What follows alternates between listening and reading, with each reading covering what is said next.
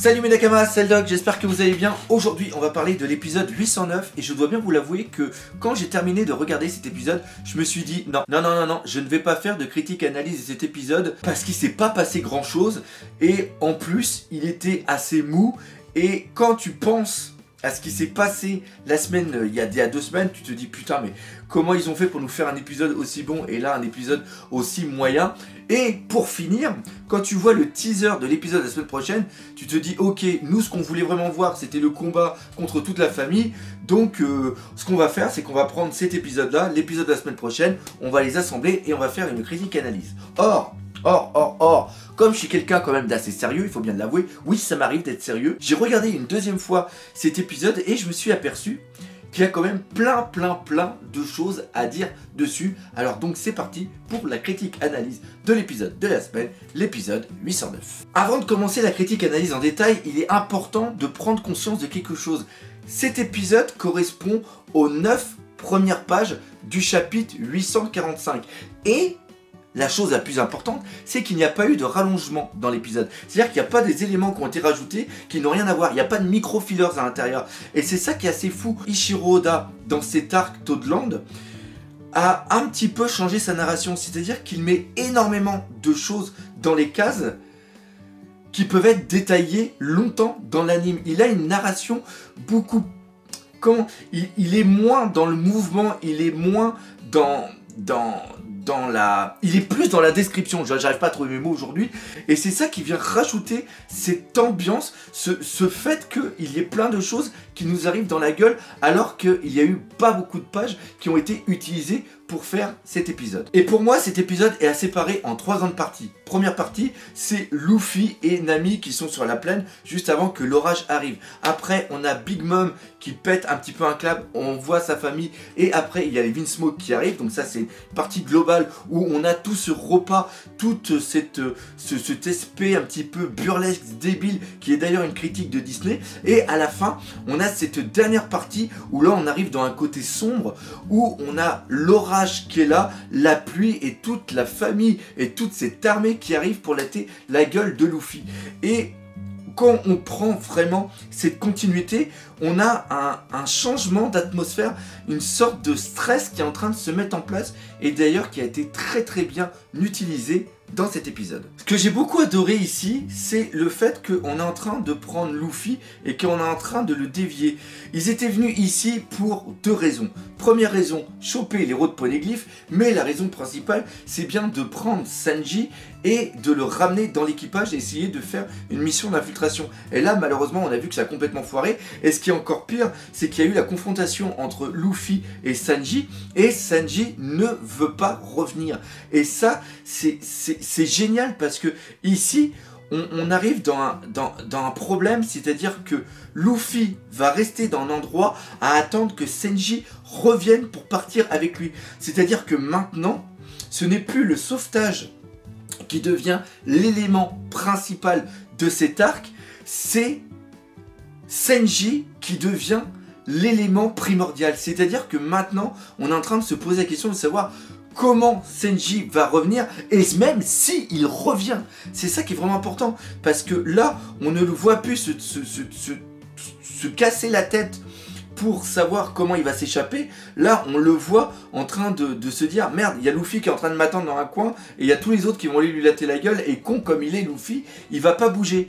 Et malheureusement, moi, je ne peux plus rien faire. C'est un petit peu comme ça qu'est en train de se passer la chose et ça vient rajouter une tension qui est palpable. Je sais pas si vous avez remarqué un petit peu le jeu de couleurs qui a été mis en place dans cet épisode et même ce parallèle qu'il y a au niveau des 10 situations et même, je dirais, un parallèle opposé. Tout ça est super bien mis en place et même mieux que dans le manga parce que dans le manga, Ichiro Oda ne joue que sur 2 couleurs, c'est-à-dire le blanc et le noir et après, tu as toute ta déclinaison qui est au niveau du gris. Alors qu'ici, on a vraiment toute une palette de couleurs qui est présente depuis le début de cet arc parce qu'on reprend vraiment tous les contes, tout ce qui est un petit peu fantastique, même fantasmagorique parfois, et il y a toutes ces couleurs chatoyantes et là on voit que Luffy est en train d'attendre. Nami lui demande justement qu'ils doivent partir parce qu'il est en train de se passer quelque chose. Et on voit que c'est des couleurs qui sont assez vives. Et là, il y a la colère de Big Mom qui arrive. Il y a ces nuages qui commencent à arriver. Et il y a la pluie qui vient tomber. Qui vient renforcer un petit peu ce côté dramatique. Il y a l'armée qui arrive. Et on sent toute la puissance, tout le côté sombre vraiment de cette île, toute cette puissance qui arrive, et il y a une bascule qui est en train de se faire au niveau de la couleur que j'ai vraiment apprécié.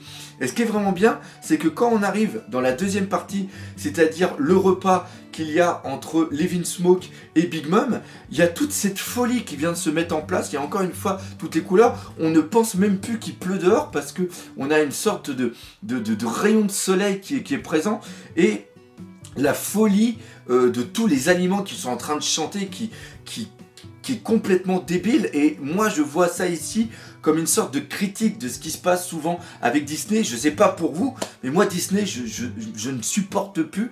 Une ou deux chansons ça va, mais quand t'as une chanson tous les 5 minutes et des chansons des fois complètement débiles, mais d'une force, bientôt t'as la princesse qui va aller chier puis il va avoir une chanson justement pour savoir comment elle fait son caca et comment elle se torche le cul. Désolé d'être aussi vulgaire, mais franchement Disney ça me gave. Et justement ici on le reprend, t'as tous les aliments qui chantent, t'as tout qui se met en place. Est-ce que tu veux du thé vert, est-ce que tu veux du thé noir, mange-moi, regarde je suis en train de me tartiner de Nutella je suis en train de penser à des trucs qui sont complètement obscènes, excusez-moi, ou de miel.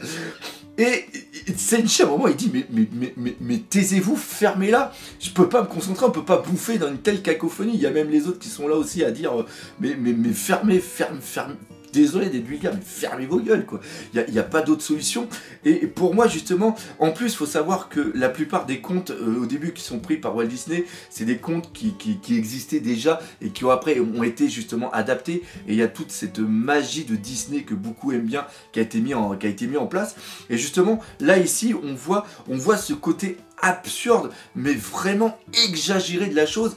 Et ce qui est vraiment génial, c'est que ce côté exagéré est en totale opposition de ce qui est en train d'arriver à Luffy et à Nami. C'est ça que j'ai vraiment adoré dans cet épisode, c'est-à-dire que on vient voir le côté joyeux de la chose, mais après tu as un côté complètement cruel.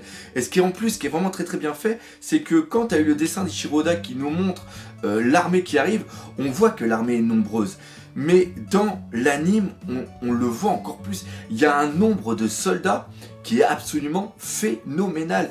Et même si au début de l'épisode j'ai eu peur parce qu'ils ont repris un petit peu le système d'animation qu'il y avait eu pour ceux qui se rappellent de Dressrosa, quand il y a la foule qui passe juste à côté de Fujitora, c'est animé en 3D, mais c'est vraiment très très mal fait parce que c'est plusieurs éléments identiques qui sont repris à droite et à gauche, ce qui donne un côté homogène de la foule qui est complètement d'ailleurs débile.